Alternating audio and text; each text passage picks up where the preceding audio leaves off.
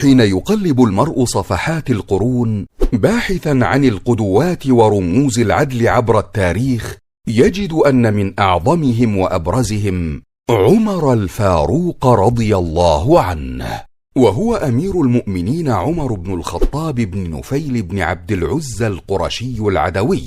أسلم بدعوة النبي صلى الله عليه وسلم، فأعز الله به الإسلام، وهو المحدث الملهم الموفق.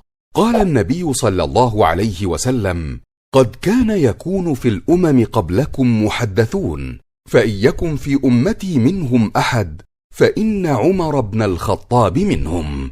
ومن إلهامه أن القرآن نزل عدة مرات مؤيدا لرأيه. قال عمر رضي الله عنه: وافقت ربي في 3، فقلت يا رسول الله لو اتخذنا من مقام إبراهيم مصلى، فنزلت: واتخذوا من مقام إبراهيم مصلى، وآية الحجاب: واجتمع نساء النبي صلى الله عليه وسلم في الغيرة عليه، فقلت لهن: عسى ربه إن طلقكن أن يبدله أزواجا خيرا منكن. ومن هيبته كانت الشياطين تفر منه، حتى قال له النبي صلى الله عليه وسلم: إيها يا ابن الخطاب، والذي نفسي بيده ما لقيك الشيطان سالكا فجا قط إلا سلك فجا غير فجك. تولى الخلافة بعد أبي بكر فحكم فعدل، بل صار قدوة في العدل.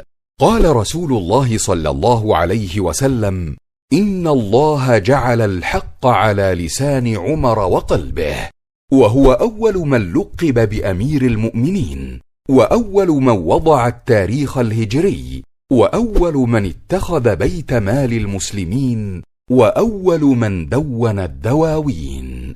اتسعت رقعة الدولة الإسلامية في عهد عمر اتساعا عظيما جدا، حيث فتح القدس والعراق ومصر ومعظم بلاد الشام.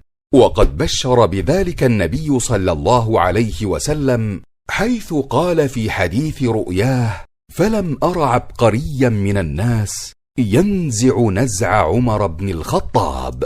طعن رضي الله عنه وهو في المحراب يوم الأربعاء ل4 بقين من ذي الحجة سنة 23 للهجرة، ومات شهيدا بعد 3، ودفن يوم الأحد مستهل المحرم من سنة 24 بالحجرة النبوية إلى جانب الصديق رضي الله عنه.